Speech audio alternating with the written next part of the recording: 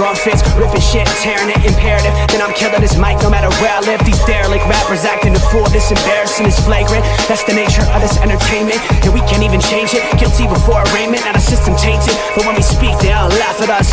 And y'all wonder why I'm lacking trust. Try to fight a giant with attorneys that can back them up. That's church versus science, both sides start acting up. I'm late on my assignment, hopping up a mile high, climbing, obviously never silent. New alignment, I'm defined, cannot describe it. Used to describe it as a young graffiti artist. Before the beard, I always got carded. At every bar, even though my bar has been the hardest. The scars on my face said I ain't always been the smartest. But I'll show you where my heart is. I said I'll show you where my heart is.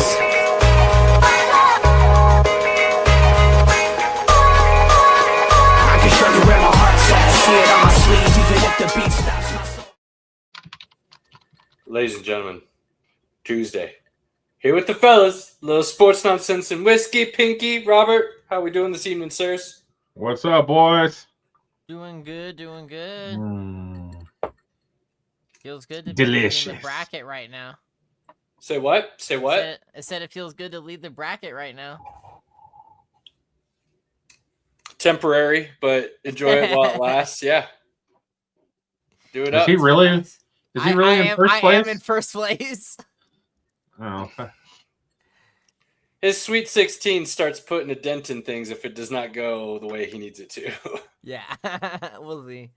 You know, it happens. That's the nature of the game, baby. But hey, I'll enjoy it while it lasts. I get to gloat for at least a little bit, so I'll take it. Take the wins when you get them. Hey, it was a spontaneous bracket, so it just worked out to be this way. So, you know. Can't be mad at that. Not at all. That my wife's bracket was a spontaneous bracket, and it's awful.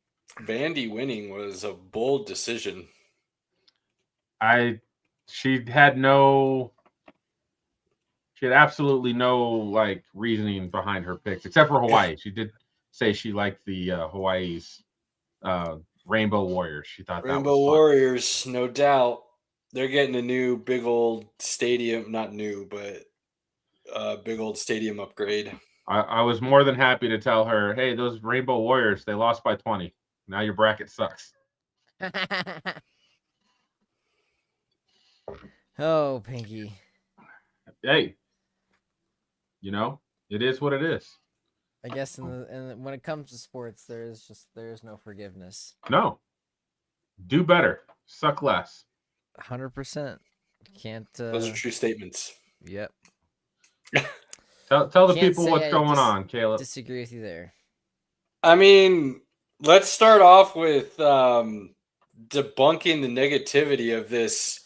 No Cinderellas exist. The mid-major's dead. 2 years in a row now. No Sweet 16.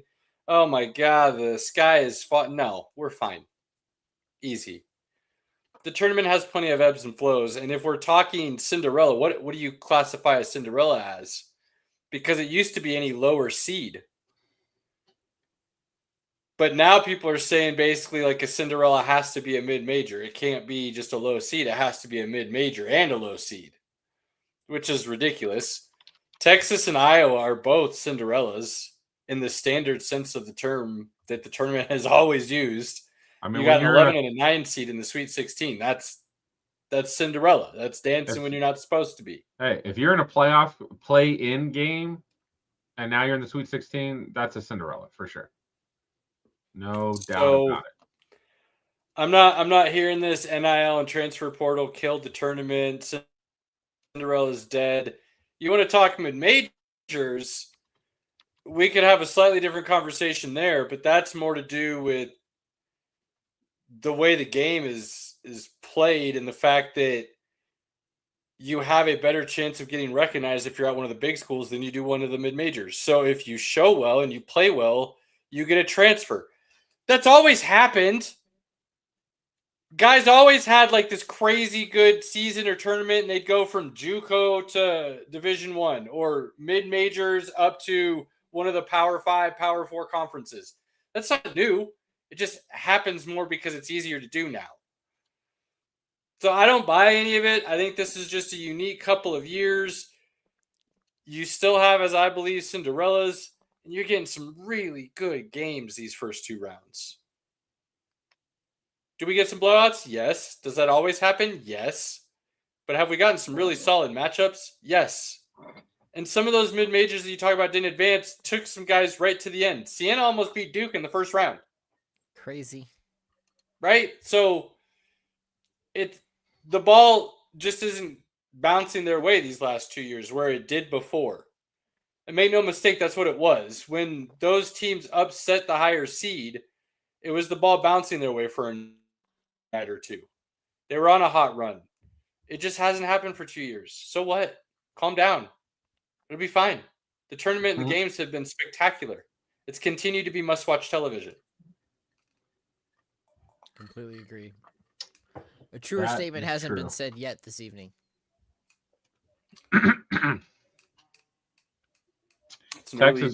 Texas is on quite the run.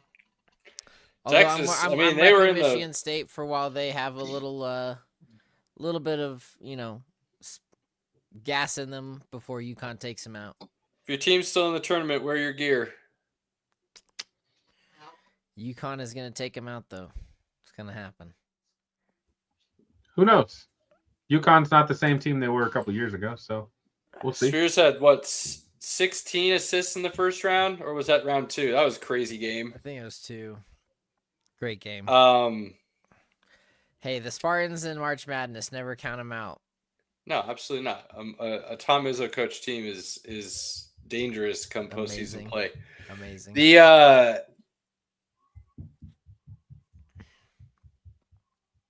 The things I talked about last week, you've got your coaches that are the old ball coaches getting their teams where they need to be. Calipari in Arkansas looking great. Izzo and the Spartans looking great. Hurley and UConn, who I didn't even talk about last week, looking great. Forgetting somebody that I talked about.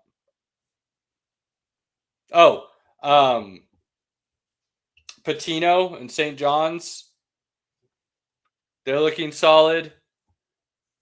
Even though they're out now, right? No, they're in. They're not. Just kidding. Son of a bitch. Just kidding. We'll get there. So those old ball coaches got their teams right where they need to be, right? Not to mention, I talked about having a point guard and a couple teams to keep an eye on. Michigan State and Fears being one of them. Arkansas and Acuff being one of them, both having some big games already. So it's going to be interesting as how the Sweet 16 unfolds because you do have a couple of underdogs in there, Iowa and Texas. You could argue Nebraska wasn't expected to be there necessarily, even though they're a 4 seed, so they kind of fit the criteria to be in the Sweet 16. But they've won the first 2 games in their program's history in the tournament this season to get to the Sweet 16, so they've got that story riding, and their fan base, announcers, and everybody is in awe and can't talk about it enough how well they traveled to Oklahoma City and wondering what that'll look like in Houston. So Nebraska's a storyline. Duke, John Shire, ups and downs consistently, but they keep finding ways to win. What will they look like with that freshman Boozer leading the way? Dybinesta out with BYU. He couldn't do enough to get that team over the top. And then Peterson and Kansas going down late. Rock chalk. And Bill Self cryptically talking about how his future is up in the air in the post-game presser. So he's almost done. Health issues could mean he is done. It'll be interesting to see what they. He's been there 20 years. So. Yeah. I mean, not like he hasn't had a good run. He had a good run in Illinois before he went to Kansas and took that job. So, he's got 2 national titles and one of the best coaches to be doing it, no doubt. He would be one of the old ball coaches. I just didn't think Kansas was very dangerous, so that's why I didn't talk about them. So things are kind of lining up to a lot of what I was looking for, which, I mean, let's be honest, that's what always happens when I talk about the tournament, right? It goes exactly as I predicted, and totally there's no issues whatsoever. Yeah, you're the one that always has a perfect bracket every year, right? Yeah, absolutely, absolutely. I am that one perfect bracket remaining. If you were wondering, that's me, this guy. But it's fun. It's fun to see the way it's playing out a little bit with some of the upsets. I think, yes, I'm wearing Nebraska gear. Yes, I'm a Nebraska fan. But I think that is, by any standard, one of, if not the biggest matchup in the Sweet 16 because of the state's rivalries, because of the way the fan bases are projected to travel, because of the storylines. Iowa wasn't supposed to be there. First-year head coach, couple JUCO transfers that came with him. He's kind of the Kurt Signetti right now of college basketball in what he's doing with Iowa. You've got Nebraska, like I said, winning their first 2 tournament games ever, and now they're in the Sweet 16 looking to win their third. There's been people that have talked about them all season as being one of the better teams in the country, but they're kind of live and die by the 3. And if they're not hitting, they are very vulnerable, which is where a lot of their losses came from this year.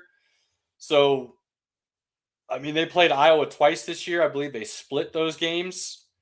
This is going to be a very interesting matchup of who gets to move on from here to the Elite 8. Duke and St. John's. I'm pulling on my bracket now.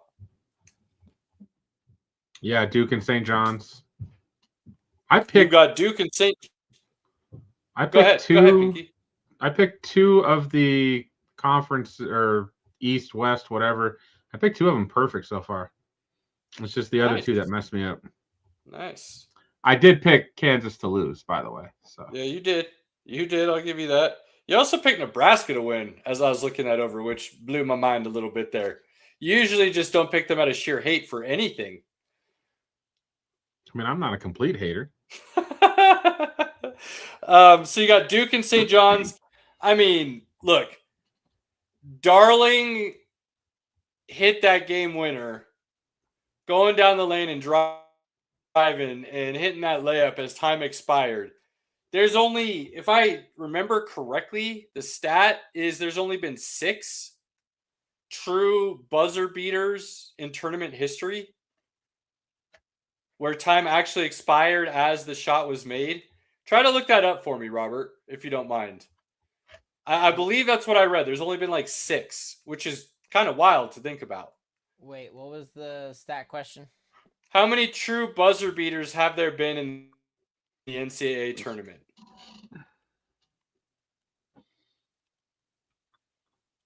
See if that pulls up the stat I was reading. But I think I read 6, if I'm remembering right, which is mind-blowing that gets added to that.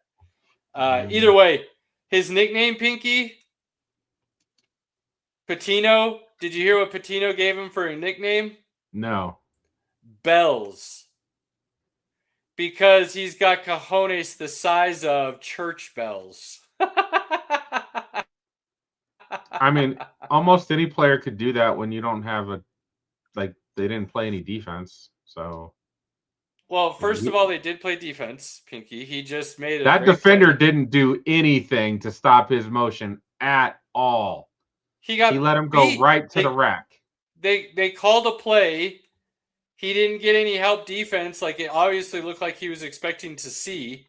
And so things went south quickly for them. Regardless, that nickname was before that shot was even made.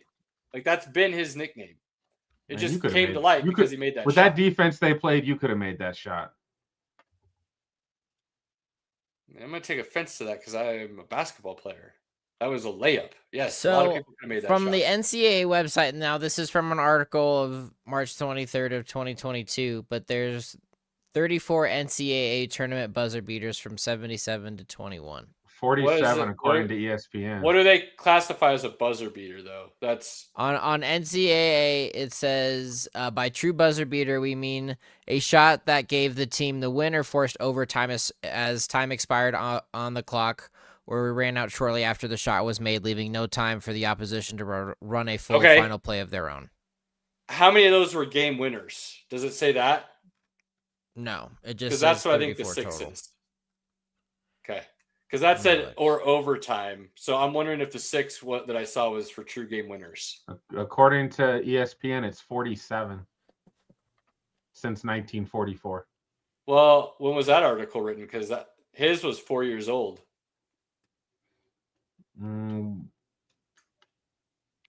This is from a story from just a couple days ago, because it says buzzer beaters from the past 10 years. Then connected to that is buzzer beaters since 1944. Does it There's been classify buzzer 47. beaters as the same, game-winning or tying shots? Game-winning shots. That's all it says, though, is game-winning Now, shots. I would possibly say that there's only been 6 layups for buzzer beaters. No, I swear, because again, game-winning shots doesn't mean his time expires, though, right? It could have just been a game-winning shot. That's what I'm trying to figure out. Because a lot of people will call things buzzer beaters, even though they weren't a true. But like to me, a buzzer beater is time expired, you win the game on that shot. That's what a buzzer beater is to me, and I don't think that's what those are. Either way, 47. I'm not finding it. Even if it is 47, like that's still a low number considering all the games that have been played since 70 whatever. Sure. So Darling etches his name into history with St. John's. They get Duke. I honestly wanted to pick St. John's so bad in this game for all of my brackets and didn't. And I'm wishing I had. And I'm hoping that feeling is like my curse being wrong and Duke will win. And I hate saying that. It sounds gross and feels gross. But I honestly don't know how to pick this game. Obviously, Duke's got Boozer and his brother's been playing even better at that guard role, distributing the ball. Cam is arguably the best player in the country by some, potential first overall pick in the NBA draft. I think John Shire is a phenomenal coach and what he's been able to do in the transition from him to Krzyzewski to him.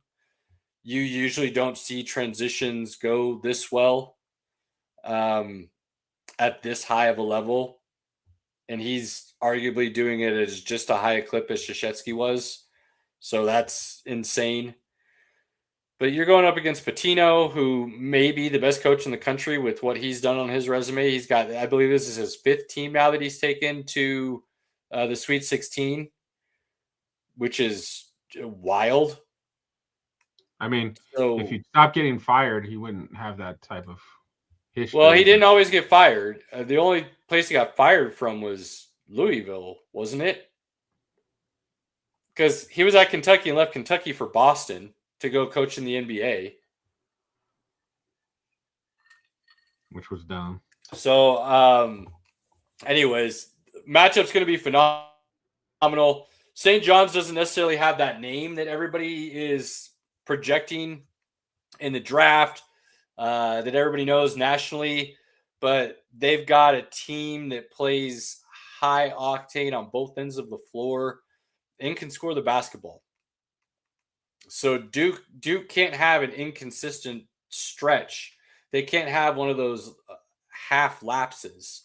They're going to have to be able to play all 40 minutes this game if they want to be able to come out ahead of St. John's.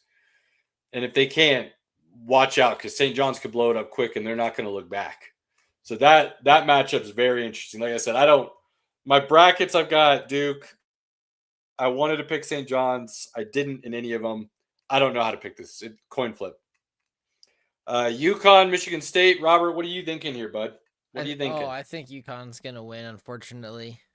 I mean, I love the Spartans, but I just think that they don't have enough in them to keep going in the tournament and get into the Elite Eight.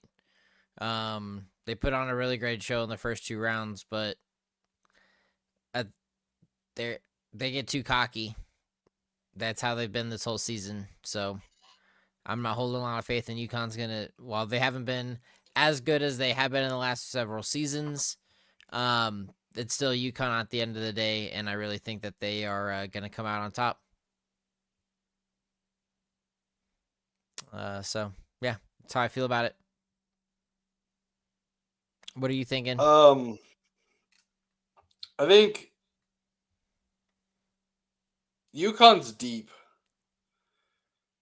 And you look at Alex Caravan potentially having one of the greatest college careers in the history of the game. If UConn can go out and win again this year, arguably the leader of that team, and he'll put up points in a hurry on you if you're not careful. Let's see here. Who was the other guy I was thinking of? Kuroma. I mean, he went out and had, what did he have the other night? Like 27 and 20 or something ridiculous. I just put on a performance, just an absolute performance that I am still baffled didn't get more conversation and recognition. I mean, I'm trying to find the stats here because it was just absurd. It was absolutely absurd what he did. So let's see here. Saturday, Friday. That's not what I want. This one right here. Let's go, Caleb. Come on, buddy. Get it, I'm pulling it up right now. I'm sorry. I said foolish. I said We wrong knew you person. are. Reed Jr. had 31 points and 27 rebounds in the first round. Yeah. Now, that was against Furman, right? Okay. But the game was pretty close, 82-71. 30, what did I say? 31 and 27. That's insane. That is a game. Absolute game. So, between, I don't know why I said the other name. I'm off my game tonight, gentlemen. I apologize. But Reed and Caravan with UConn, I think, in their depth, Hurley, as much as I like Fears and the potential of what he can do, and Izzo, I like the consistency that UConn brings with that experience more than I like the potential of Michigan State. So I do lean towards UConn in this game as well. Caleb's not on an island this time. And I'm keeping things realistic. Look at me go. I like it. You've got Iowa State and Tennessee. Man, Rick Barnes just keeps doing work.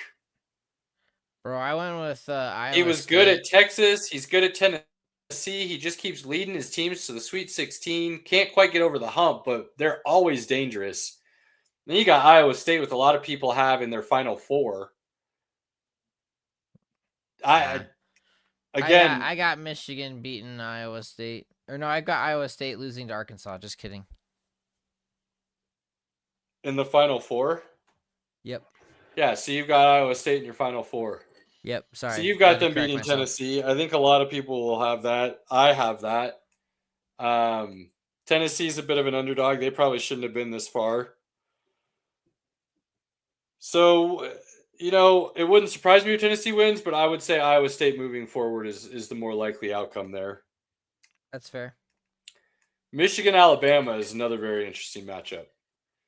Now, Michigan. Alabama is missing some players, some key players that they've lost along the way this season.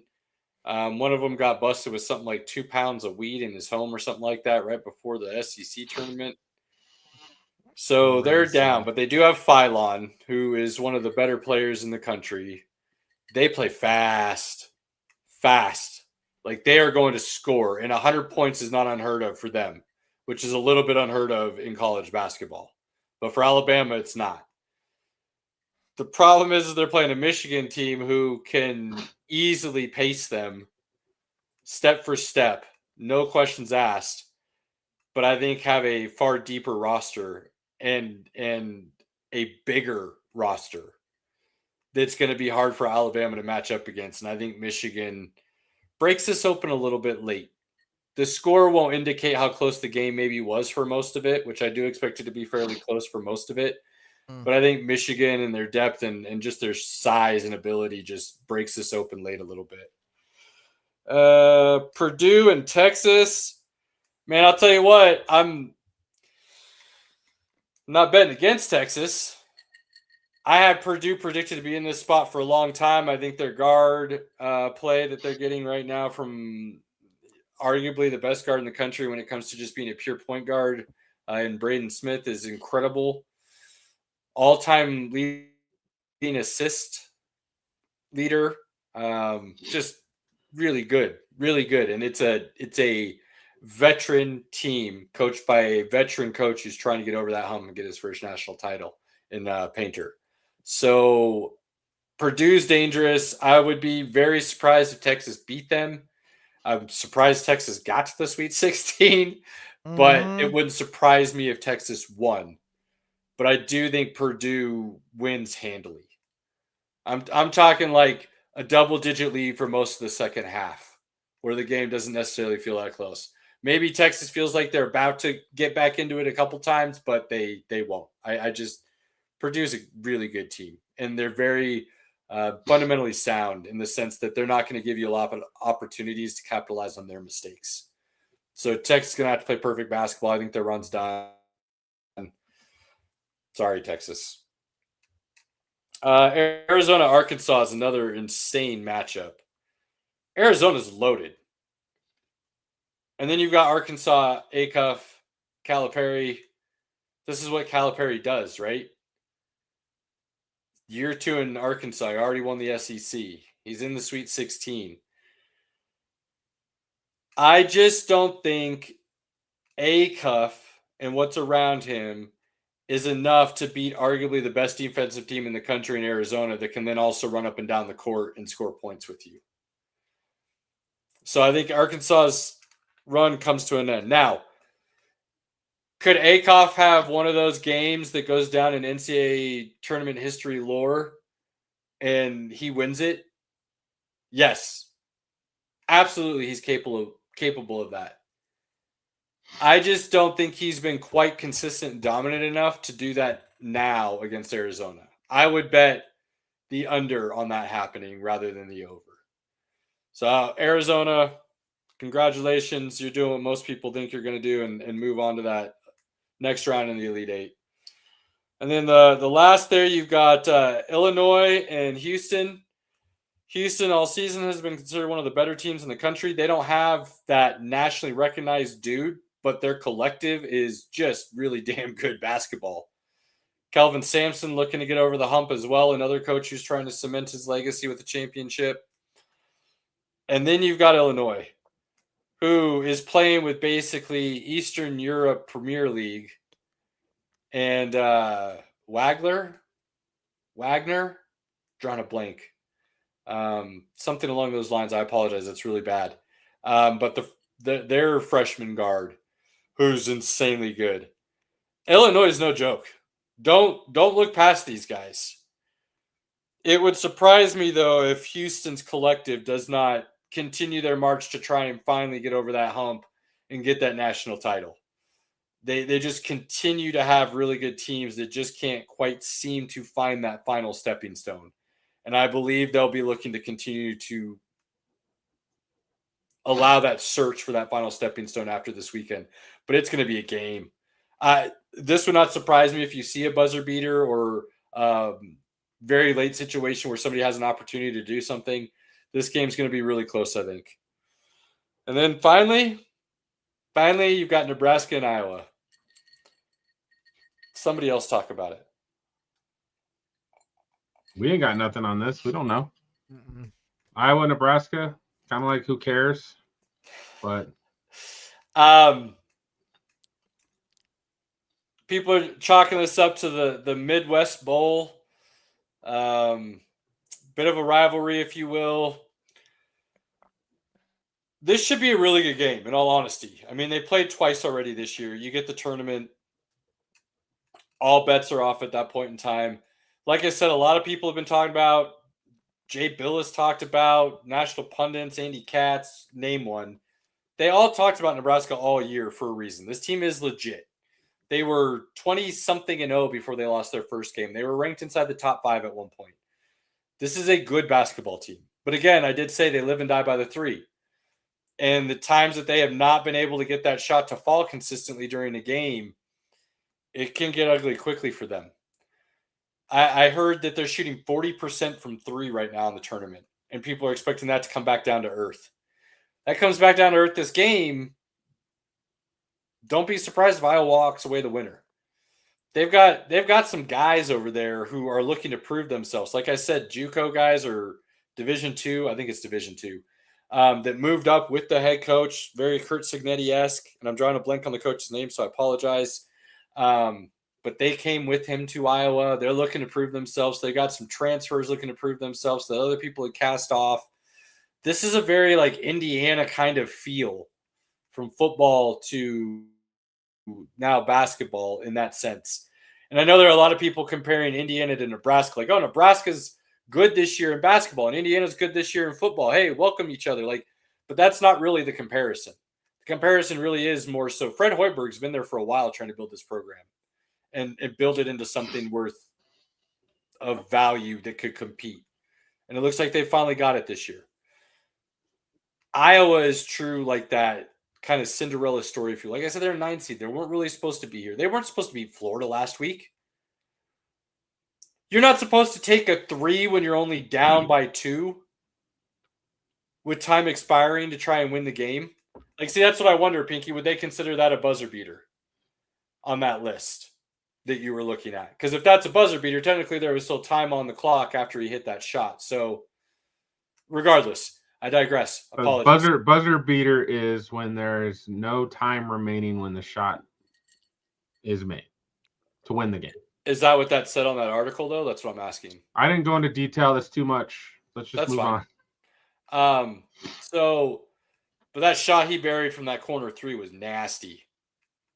And apparently he told his dude he'll be ready and he'll hit it if he passes it to him. Like, you love those kinds of stories. So I think this is very much another coin flip game, a pick 'em. Houston, by all accounts, is going to see a sea of red. The Nebraska fans took over Oklahoma City, like I said earlier. If that's the case, that tipping point could be the fact that Nebraska gets that kind of home crowd, home court advantage that honestly could be something that tips the scales just enough in these games where it's a neutral site and you don't get that neutral site feel that could give one team just that edge they need over the other. So I honestly don't know how to pick it. I would love to tell you my team's got this. I'm not saying a damn word. But we'll see. I'm very excited to watch these games. Obviously, they start Thursday, Friday, Saturday, Sunday. We get Sweet 16, Elite 8. So, from there, you look at Elite 8 matchups. If it is Duke and UConn, like Robert was talking about, man, I picked Duke, but I don't feel good about that again either. That probably wasn't the right choice on my part, especially being a UNC fan. What am I doing? Right? I know. I thought it would be Florida, Houston. I did. Florida lost, they're out. So it's going to be Iowa, Nebraska, Houston. I still think Houston is on a bit of a mission, and they feel like they're the underdog, even they're a 2 seed. I can't imagine them not getting to the Final Four. So I think they win regardless of who they play. If Iowa or Nebraska beats Houston, major upset, people will start deeming them a Cinderella real quick. So that would be a huge story. Very interesting, but probably Houston. I think Duke probably loses to UConn, even though I picked Duke. So I think you probably got UConn and Houston on that side of the bracket. And then I would say Arizona, Purdue. I would say Arizona is they're looking like the best team in the country. So be hard-pressed to imagine them not beating that Purdue team, regardless of how good Purdue is. I think Arizona's with a few teams that could match them kind of skill for skill, depth for depth, and be able to come out on top. Michigan, Iowa State, I would think Michigan. They're looking like maybe they're continuing to a little bit of that more early season form where they're just trying to route people, run them out of the building, and do damage. And I feel like that's only going to continue to grow for them, and they kind of route their way a little bit into that Final Four. So I would think, even though my brackets don't say this, I would say it's probably UConn, Houston, Arizona, Michigan in the Final Four. And that'll give us something to talk about where we stand. Solid. Yeah. Oh, God, we're moving on. Oh, good. NBA playoffs is quickly approaching. 8 or 9 games left, I believe, for most teams. Looking at it. This graphic's a little outdated. The Hawks have moved into 6th. Go. And the Magic 76ers are 7th right now. And the Magic are 8th right now, as where they're at the moment. So how many games? Yeah. Continue. Sorry. Continue. The Thunder have 10 games left. Looks like there's a couple teams that have 10 games left. So, but we're close. And then again, little outdated on the West as well. Nuggets are 4th currently. Timberwolves are 5th, but they're like literally it's Nuggets and Timberwolves are tied. So they'd be 4-5. Rockets are 6th at the moment. And then you've got Suns, Clippers, Trailblazers, Warriors. So it's pretty much you just flip-flop. The Rockets are 6th and the Timberwolves are 5th, and I hate that. Nuggets playing the Timberwolves will be awful. So yeah, I am not for that at all. Night. I am not for that at all. Celtics couldn't do it. So updates on this, Caleb. I know we're kind of winding down. I mean, the West is just you just look at that West. Take out the left side of that West, right? Who cares? Nobody cares about those 4 play-in teams. That's not what matters. What matters is dude, there are 6 teams there that are going to give you some quality series. I would say Houston and Minnesota are probably right below. Then you probably have Denver. And then honestly, the way the Lakers are playing, I would say OKC, LA, and San Antonio are kind of the top 3, then Denver, and then Houston and Minnesota, and then the rest of them aren't even needing to be talked about.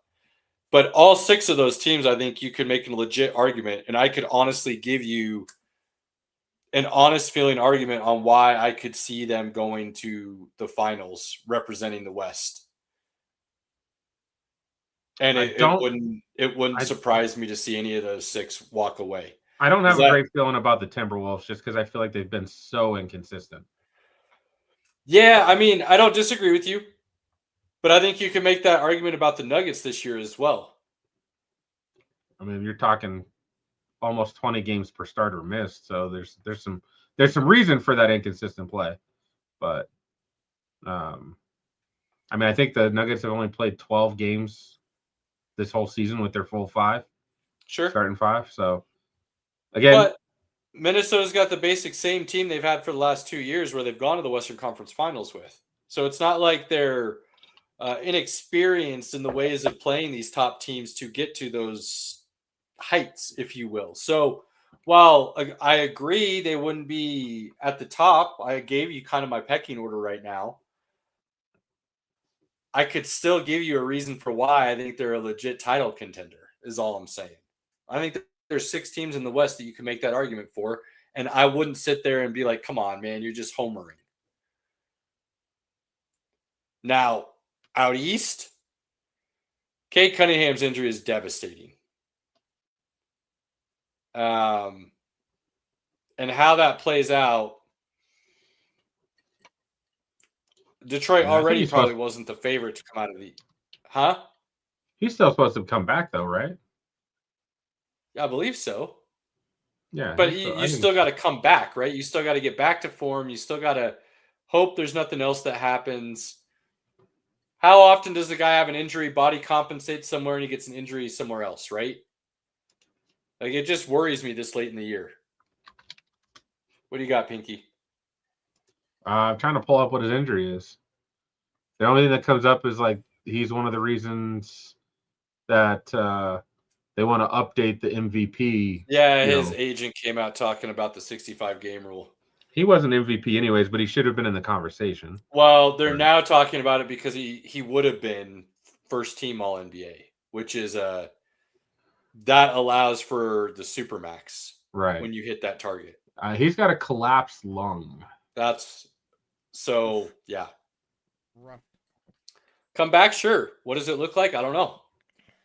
And he's the engine for Detroit. Without him, and I already didn't have him as a favorite. So I would say Detroit's not really in the running at this point. I don't like Cleveland. I didn't like the James Harden trade. I know there are some that did.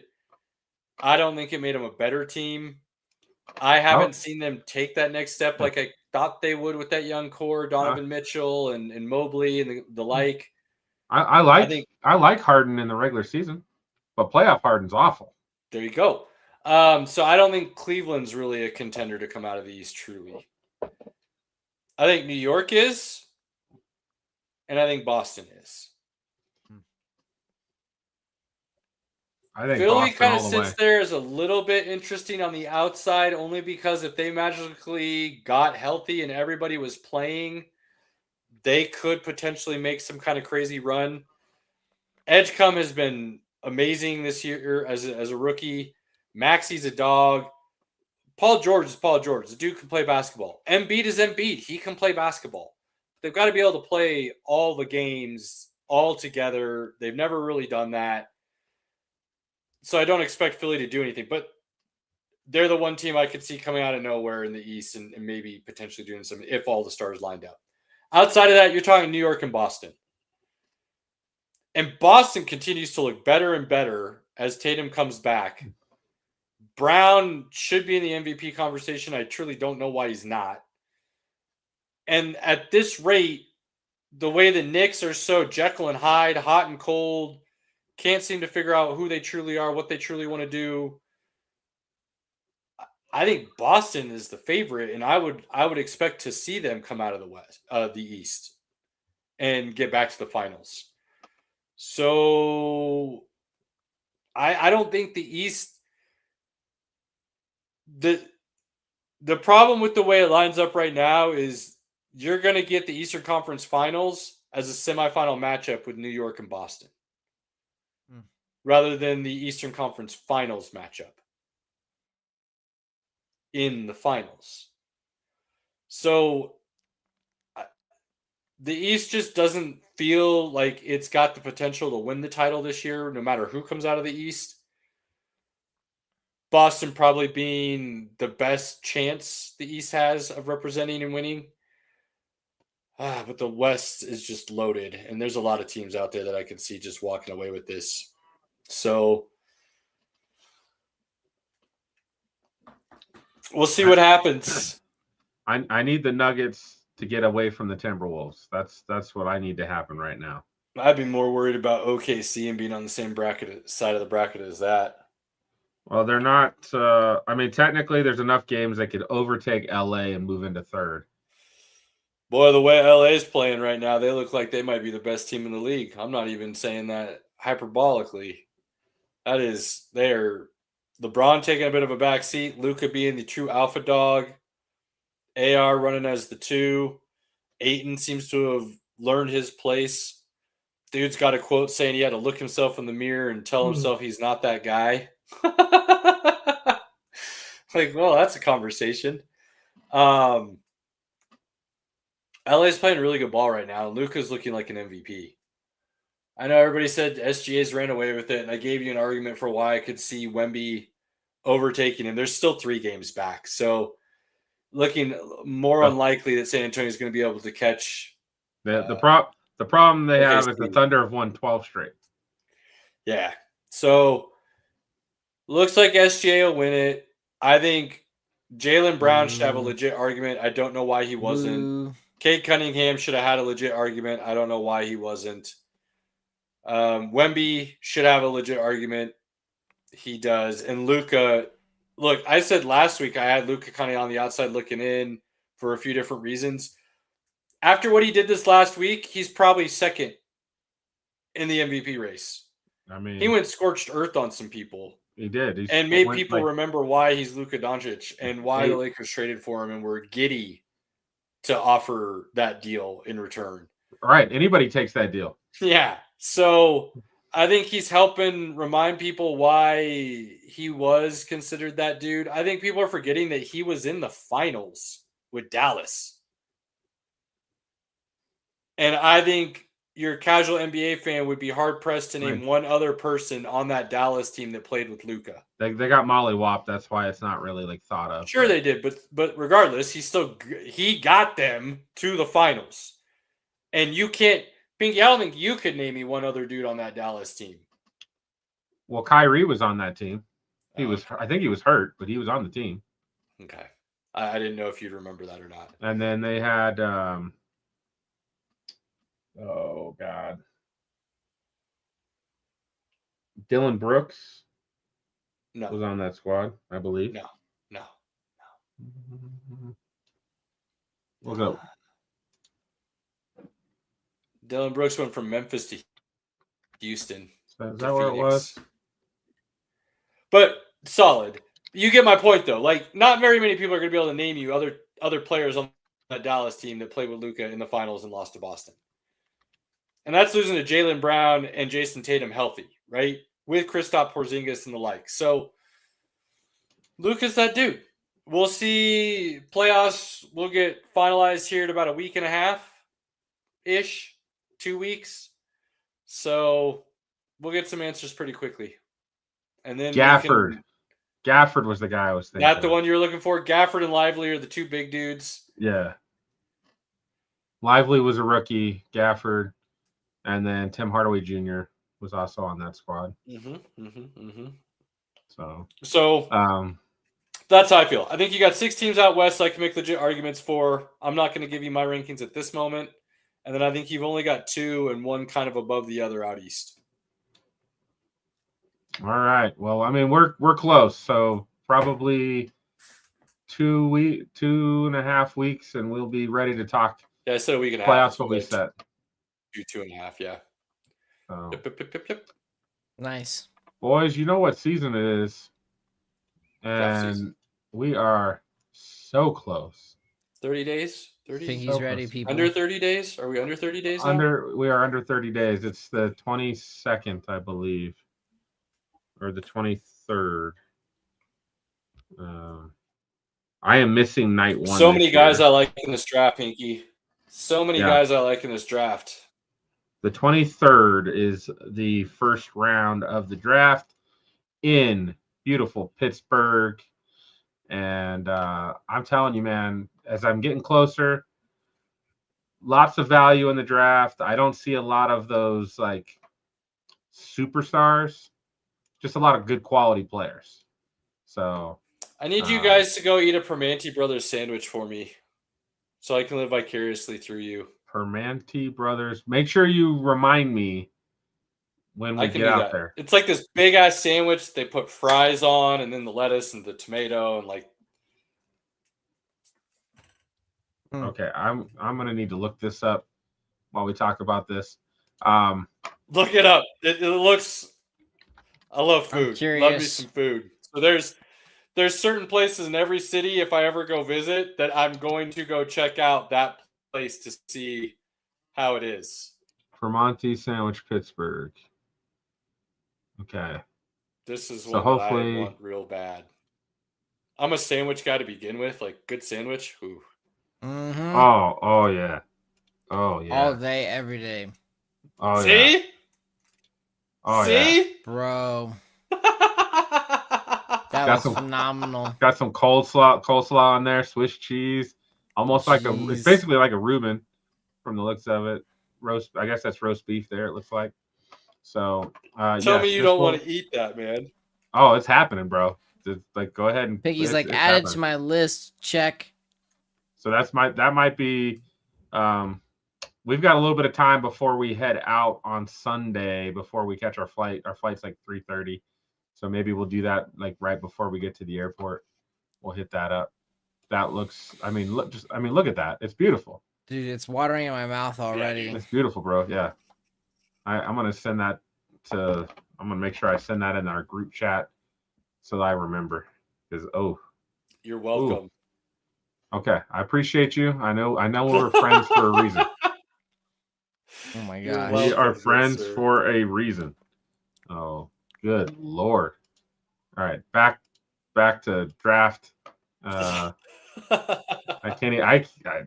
You got this fat guy excited over here. I'm ready for a sandwich. Let's go. I love it. I'm doing it right now. So talk about these top 5 real quick while I send this text message before I forget. I got nothing to say here, Caleb. It's all you. Look, I think the most interesting thing about all of this right now, for me anyways, is where does Jeremiah Love go? I saw a mock draft recently with him to Tennessee. I kind of like that, but then also I understand like they would fall into that same trap that the Raiders did last year with drafting Genty at 6 and not having an O-line to block for him. So I think the Titans need an offensive lineman to block for Cam Ward. Cam Ward took 50-some I've heard sacks. people say the Cardinals. I saw Field Yates with ESPN released his today, said with Washington at 7. Cardinals have Connors, Benson, and Algier. They're not. I'm just telling you what I've seen people talking about and predicting. But I don't think anybody can figure out what to do with Jeremiah Love because they all think he's probably the best player in this draft talent-wise, but he plays at arguably the most least desirable position. And there isn't a team. Usually you get a team inside the top 10 that people are like, oh, that's the playoff team. That could be a dark horse Super Bowl contender. They just had a bad year last year because of injuries or something. And they're getting everybody back. And they get the chance to go after somebody like that in the top 10. Well, that's Kansas City this year. But Kansas City went out and signed Etienne. Kenneth Walker. So that kind of took them out of the running. What? I mean, Etienne. Sorry. KW3. So the other team that could use a running back. So that took them out of the running of the Love conversation.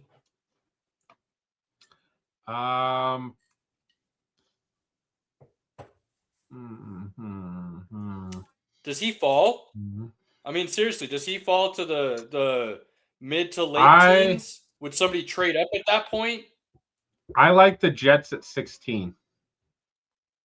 Oh, wait, no, they're... See, and I see a bunch of people saying the Jets are going to take a quarterback there, probably Ty Simpson. Yeah, well, they've got Breece Hall, too, that they, for whatever reason, kept for a And they've got Braylon Allen. Vikings at 18. Ooh. That would They're going to be an interesting team to see for sure. I'm excited to see what they do this offseason and when we that would be really... Imagine if he falls to 18 and the Vikings get to scoop him up. With Kyler Murray and him in the backfield, Jay Jetta Hawkinson. You could make the case the Commanders at 7. I think they have a lot of other needs as well. But Commanders at 7. That's what Field Yates thinks is Commanders at 7. I still think they really need to protect Jaden Daniels. They need offensive line. The earliest team I could see would be a lot of Giants. these teams do, though, right? Giants could draft them at 5, pair them with Dart and Scatterbo, but you could still make the case Giants still need a better O-line. I think that's the biggest thing. Like all these shitty teams, they have horrible O-lines. And again, I'm just going to stick with what we said last year. The Raiders taking Genty at 6 didn't make sense because they didn't have an O-line to block for him. So he was not as great as he could be because of that crappy O-line. Yeah, people are trying to put him in a Trent Richardson category. That's how bad he had a season last year. That wasn't his fault, but that's just what people are trying to do because they just look at numbers rather than what it was. Right. Watch a Raiders game. I had Genty in fantasy in multiple leagues, and it was not great.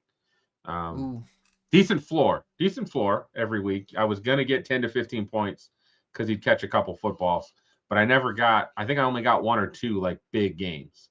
So, Right. yeah, actually Vikings at 18 just looks perfect for me. Yep. I really like that fit. That'd be crazy if he fell that far. I mean, if he fall, and again, running backs can fall, and I just think it's possible you see him go earlier. I think it would make sense if the Chiefs wanted to double up. I just don't see them using number 9 on a running back when they need another defensive lineman. Their corner depth is atrocious now that they let one guy walk in free agency and traded the other. I just think they have other needs, and Randy Reed's never really committed to the running game like he should.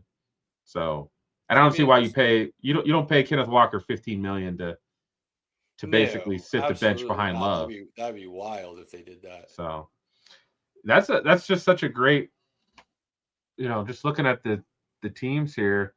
I've got round 1 pulled up. Let me see if I can share it. I mean, you guys can look here. I mean, Commanders at 7. He's not getting past Dallas at 12 if he falls that far. I mean, Dallas at 12 would scoop him up in a heartbeat. They just re-signed Javonte for 3 years. I mean, not that you couldn't still take Love. You could still do it, but I mean, Javonte had a pretty good year for them, and they want to throw the football a lot with Dak anyway. So, like, again, I don't know. I think Cincinnati is interesting because you don't hear anybody talking about it, but I could see them adding another weapon. They still need defensive help, man. Mm-hmm. They're so bad on smart defense. Things, though. They've proven that since they drafted Jamar Chase flat out. Like, that should have been still to this day. I will still say it should have been Penny Sewell.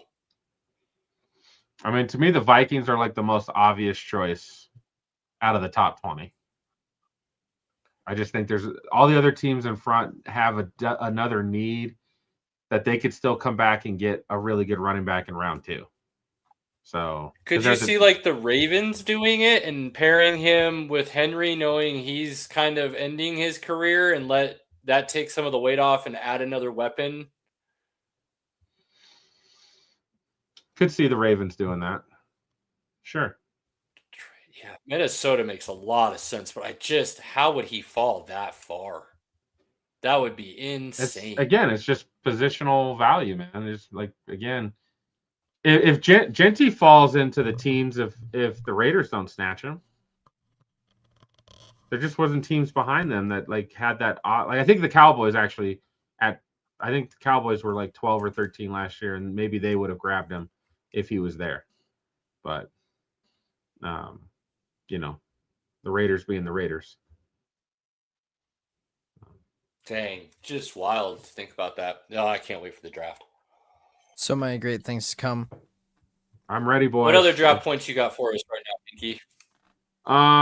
Well, I am intrigued by some of the teams that have multiple picks in the first round. You've got the Jets that have got 2. They've got 2 and 16.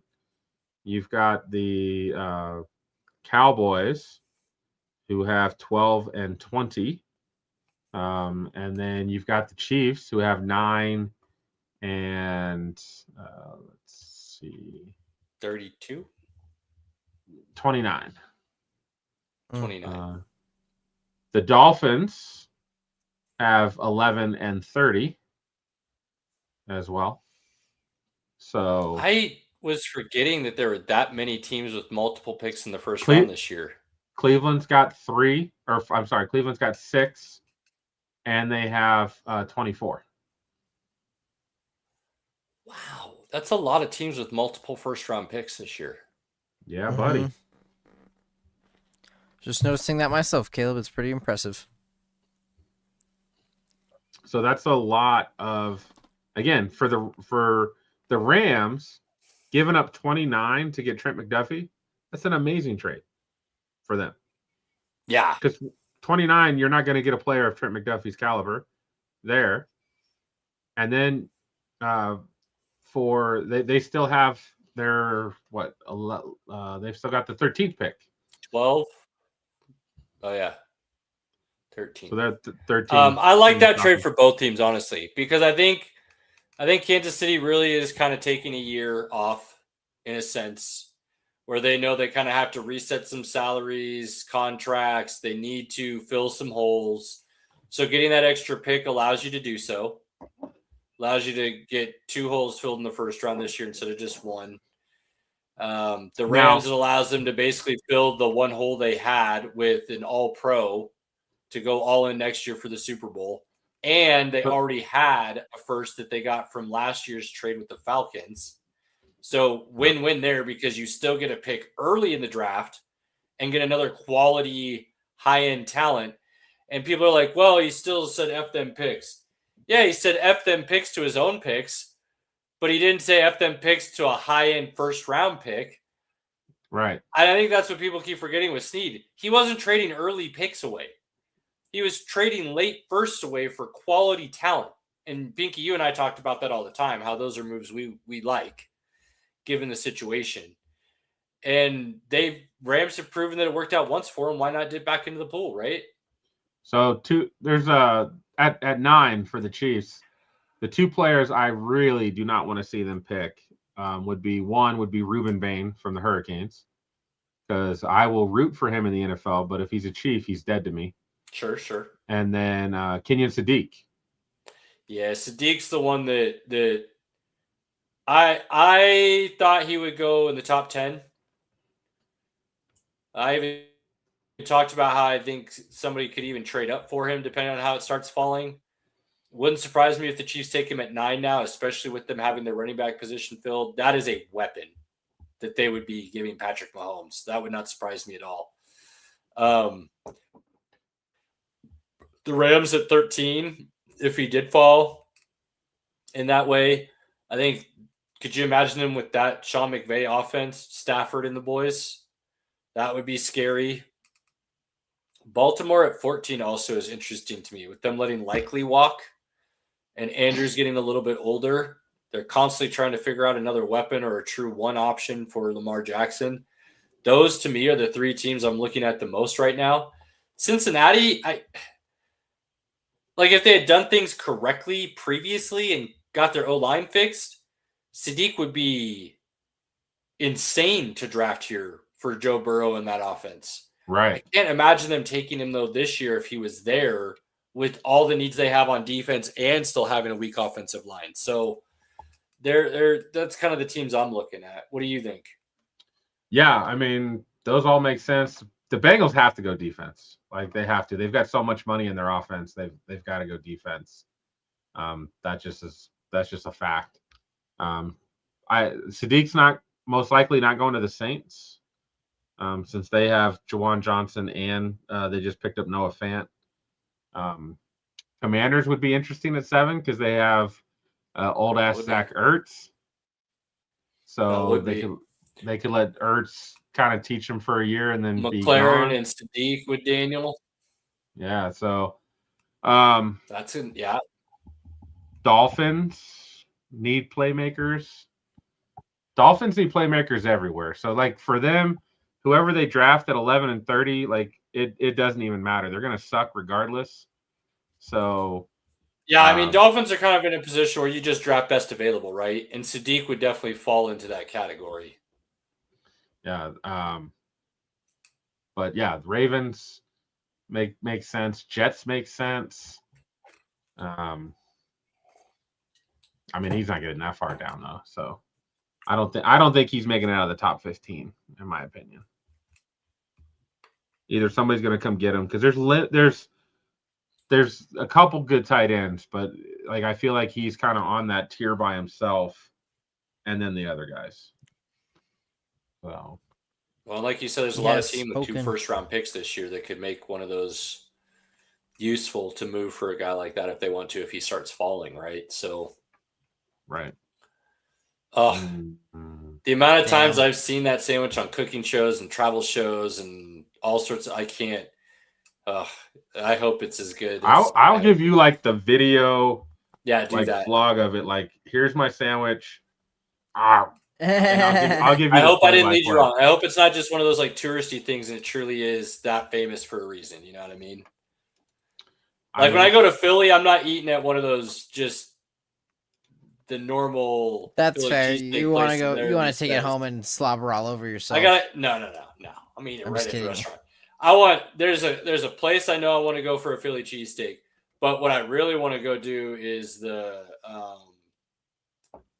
what is it, pork and broccoli raw sandwich or something like that in their like outdoor market area. It's can't remember the exact place. I've got all this written down. Like every city's got something I'm gonna go. It's really You know what? the I'm really excited about Pittsburgh.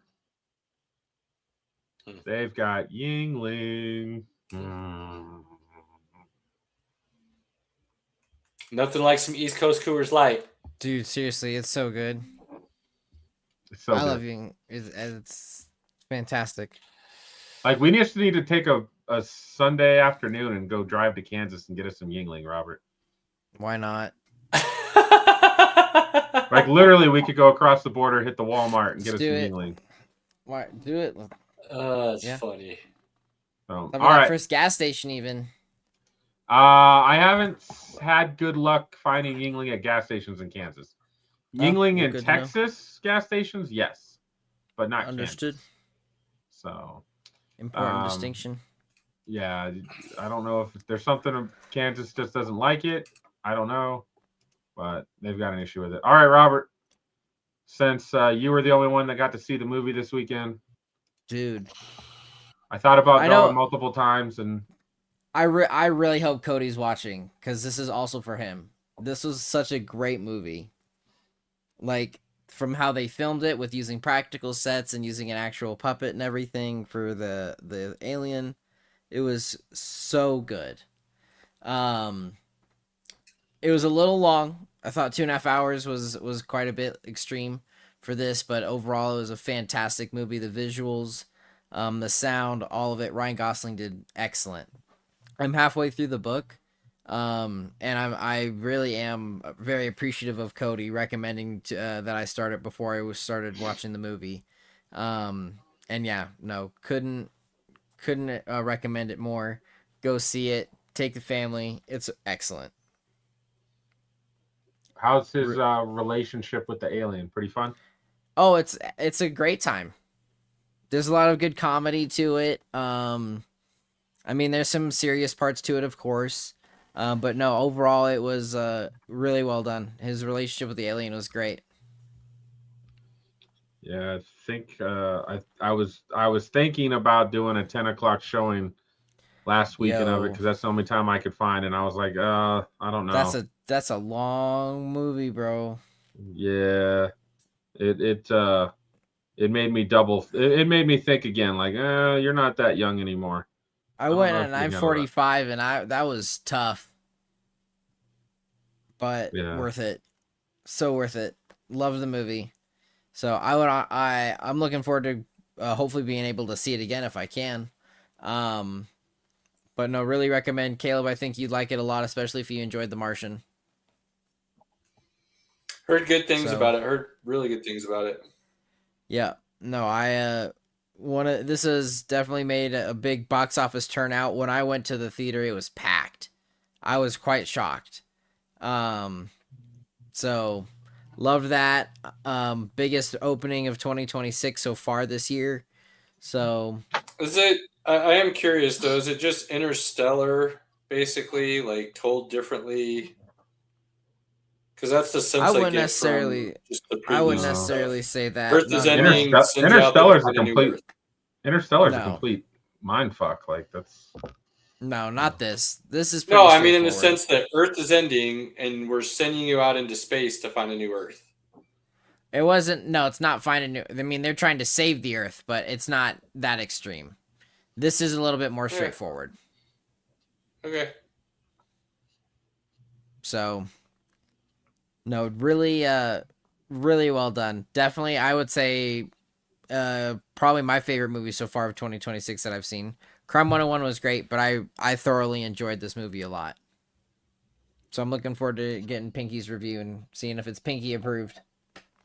Friday 6:15 or 10 o'clock is what I might be looking at. So Sounds like 6:15's the winner. we'll see. Good luck. But I mean, yeah, movie theater's pretty. Actually, there's people actually have half the movie, not half of the middle seats are gone already for that showing. Dude, on yeah, Friday. people are going to go see this movie. It's great. I love seeing it. And All Caleb, right. we've got less than 2 weeks to Darth Maul. April 6th. I cannot wait. Gonna be so good. Is it week by week or are they dropping it all? Week by week, Pinky. I hate that. Get with Hate it. it. We're reviewing shows. I No hate it. spoilers. Like all the spoilers, everything. You wouldn't even probably understand half the shit going on in the show anyways because you didn't watch the other stuff that really has him involved in it to begin with. This man's And? got a point. I still want to consume my not content saying all at you can't. once. No. Just saying.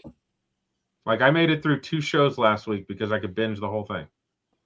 So Isn't that special? it is special.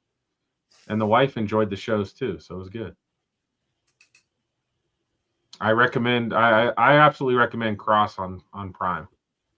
If you What's like, Cross about? The series? Is that the series? Yeah. Like the Reacher kind of. it's the It's not Reacher, but it's like another kind of badass dude fighting crime kind of. it's a detective. Okay. My dad So- reads all the books. Yeah, Morgan Freeman watched the played series. the character in Kiss the Girls and Along Came a Spider. And so That's him? this is that character. Yes. Oh. So Cool. the first season he was hunting a serial killer. And the serial killer had a special thing where he liked to change his victims into a previous serial killer. So he would literally do reconstructive surgery on you and make you look like this previous serial killer. It was really messed up. You know, people think about this and they get paid to do it. And it makes me wonder what's wrong with these people. And then this season dealt a Hey, lot man. with Some of us all have thoughts. Some of us just write them down and get paid for them for a living. write them down and get paid, baby. Others Yes. just keep it down dark below. So the second season was pretty darn good. We got through it real quick. We watched it basically in 2 days. So it was worth it. Season 2 across. Already been renewed for season 3. I've been Speaking seeing of that a lot more. They've been really trying to work on pushing out content a lot quicker lately. So I'm loving that. Speaking of Reacher, anybody see the Dude. video today? Yeah, man, and he's cleared. Dude, the guy jumped right out in front of him. Like, Yep. that dude Pushed deserved off an his ass bike whooping. twice. So, yeah. Now, I love the video that would originally got posted is from like a neighbor's window.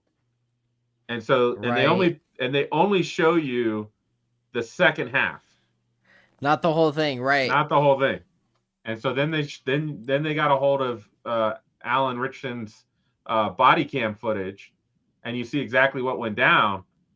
Yeah, the guy's lucky Alan was able to stop and didn't run him over the first time. He's lucky he didn't just straight beat his ass. He did beat He's his lucky ass. Alan's He did beat his kids were there with him. The guy did a No, was that was trying to not an get ass some- beating. That was a kindly allowing you to still walk away from this. That's fair. Okay, Notification. touche. I am hitting you. You are aware of the situation. We're moving on. You beat somebody's ass, they don't just get up and walk away and then come back and start talking more shit to you and then kind of walk away again. They stay, they get up and move away quickly and they don't come back. Straight up. So he was very reserved, which was commendable. Yeah. I'm glad he got cleared. Same. What I'm tired about is just people thinking they can do what they want and it's your fault when you react. Like, I think we all need to be accountable for our actions. Yeah, So, I mean, we've lost the accountability as a society. So we all no. just think we can speak and not have to deal with the repercussions of it. From the sounds of when I watched the video, it sounded like the guy had probably had some drinks, so he had a little bit of liquid courage in him. And then of course we'll do stupid things. He's probably like in the basement watching the Final Fours, watching March Madness, and his wife came down complaining to him, telling him he needs to go do something. And he's like, Yeah, walks okay, out there tell thinking him he's how going it to talk to is. some kids and ends up seeing Reacher beat his ass. And then he has to go back inside and be like, I told you I didn't want to go out there in the first place. You got me. He's My like, I'm going to ass call the beat. cops. We'll sue him. And then they talk to their lawyer and they're like, yeah, don't do. If he's not pressing charges, you don't want to, because he'll countersue and take everything from you. Like, that's how that weekend went in that household. Yep. Karen and Ken got together and found out the hard way. FAFO, as Paul Heyman would say. FAFO, and then F5, baby. So yeah, that was something. That was something. All right, I think we're done, fellas. That's all I got, gents. We got the F1 race on Sunday, so Saturday night. Excuse me. Saturday at 11. Saturday at 11 for Japan. Let's go. Saturday at 11 p.m., huh? And it's at Pinky's house. Boy, that's gonna be tough. I wanna make that, but that's gonna be tough. UFC fights and then F1. Caleb, just act like you're back in high school. Climb out the window. Put the car neutral. I mean, the wife wouldn't Roll it care. down the street. She'll fall asleep at 9:30, 10 o'clock. Be out, no issues there. It's more like, am I going to be able to stay awake and then still be able to function the next day as well? You will. It'll be fine. We'll see. If We'll you see how can, I'm you feeling will. coming You're today. only old if you say you're old, Caleb. I'm not gonna. It's not about being old, Robert. It's just when you don't sleep for a long period of time because you're already not a great sleeper, and then that gets cut in half. It catches up to you at times. So Robert, I've been dragging does, ass this last week, unfortunately. he does have alarm clocks that go off probably pretty early, even on weekends. So That's fair. like my dog is my alarm clock on the weekend, and he's a dick. So Yeah, it's That's not so right. much waking up early. It's the being continuously woken up throughout the night. Is when you don't get that straight like REM sleep consistently, it catches up. So we'll see how I'm feeling, boys. I want to make it because I know I'm not going to get many races this year to be able to watch. So I will see what I can do. You got this. all right, buddy. Final thoughts, gentlemen. Sports ramping up again. We're going to have World Cup coming here soon, people. Caleb and I are going to have to start setting segments aside for it because it's going to get hot. I mean, it'll get something hot. I don't know. You know, it'll get hot, Pinky. Don't worry. It'll be hot outside because it's like every place they're playing is like. It's humidity. already hot outside, dude. It was 80 degrees on Saturday. It's gonna be 90 in Denver tomorrow. I was like, oh, that's gross. Yeah, It is 100% Saturday. gross. Oh, good thing I work in an office. Pinky, final thought. No, nothing. I'm done, bro. I've had a long day. Same. Cheers, I'm done, everybody. C's. I'm ready for bed. I feel that, gentlemen. Cheers. Shout out to Team 2311. Oh, Daredevil Born Again NASCAR. is premiering. What is? Daredevil Born Again Season 2 is premiering tonight. Shit. Pinky cares, and the nerds care. I know a lot I of people care. do. I don't. That character baffles me. Anyways, we can always talk about that another day, and we can go into more detail. We've done it before. Shit. Now, what was I going to say, Robert? Yes. NASCAR. It's about 2311. Oh, yeah. Shout out to Jordan and Denny Hamlin's team, 2311. They won their lawsuit against NASCAR over the offseason and then go on to win 4 of the first 6 races to start the season. Specifically, Reddick winning 4 of those races. Crazy start. Crazy start to the NASCAR season. Like I said, can't watch F1. Kind of falling back into NASCAR a little bit. I do enjoy it still. Obviously, we've talked about it in the past, different reasons, but still entertaining. But shout out to Jordan doing work down there in the good old boy system. Make on that money, baby.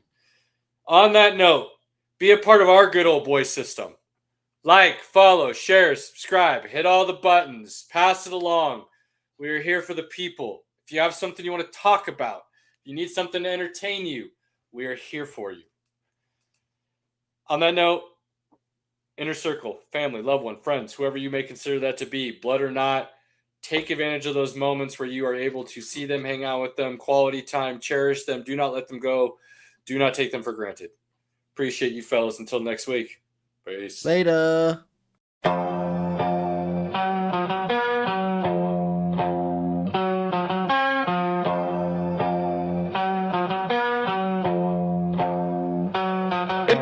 Pinky in the building, repping orange and blue. Broncos country, yeah, you know how we do. Hot take so wild, you remember the name. From college ball to the pros, Caleb spitting game. Robert here, the pop culture plug.